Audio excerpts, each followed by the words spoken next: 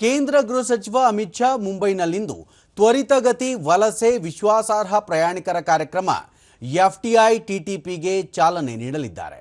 ಇದರಡಿ ಮುಂಬೈ, ಚೆನ್ನೈ, ಕೋಲ್ಕತ್ತಾ, ಬೆಂಗಳೂರು, ಹೈದರಾಬಾದ್, ಕೊಚ್ಚಿನ್ ಮತ್ತು ಅಹಮದಾಬಾದ್ ವಿಮಾನ ನಿಲ್ದಾಣಗಳಲ್ಲಿ ವಲಸಿಗರಿಗೆ ತ್ವರಿತಗತಿ ಪ್ರಯಾಣಕ್ಕೆ ಅನುಕೂಲ ಲಭ್ಯವಾಗಲಿದೆ. ಇದರಿಂದಾಗಿ ಅಂತಾರಾಷ್ಟ್ರೀಯ ಪ್ರಯಾಣಿಕರು ಯಾವುದೇ ಅಡೆತಡೆ ಇಲ್ಲದೆ ಸುಲಭವಾಗಿ ಪ್ರಯಾಣ ಮಾಡಬಹುದಾಗಿದೆ. ಈ ಕಾರ್ಯಕ್ರಮದಡಿ ನೋಂದಣಿ ಮಾಡಿಕೊಳ್ಳಲು ಪ್ರಯಾಣಿಕರು ಮೊದಲೇ ಆನ್ಲೈನ್ ಮೂಲಕ ತಮ್ಮ ಎಲ್ಲ ದಾಖಲೆಗಳನ್ನು ಸಲ್ಲಿಸಿ ನೋಂದಣಿ ಮಾಡಿಕೊಳ್ಳಬೇಕು. ಅರ್ಜಿದಾರರ ಬಯೋಮೆಟ್ರಿಕ್ ದತ್ತಾಂಶವನ್ನು ವಿದೇಶಿಯರ ಪ್ರಾದೇಶಿಕ ನೋಂದಣಿ ಕಚೇರಿ ದಾಖಲಿಸಿಕೊಳ್ಳಲಿದೆ. ನೋಂದಾಯಿತ ಪ್ರಯಾಣಿಕರು ತಮ್ಮ ವಿಮಾನಯಾನ ಸಂಸ್ಥೆಯ ಬೋರ್ಡಿಂಗ್ ಪಾಸ್ ಹಾಗೂ ಪಾಸ್ಪೋರ್ಟ್ ಅನ್ನು ದ್ವಾರದಲ್ಲಿ ಸ್ಕ್ಯಾನ್ ಮಾಡಿ ಸುಲಭವಾಗಿ ಪ್ರಯಾಣಿಸಬಹುದು.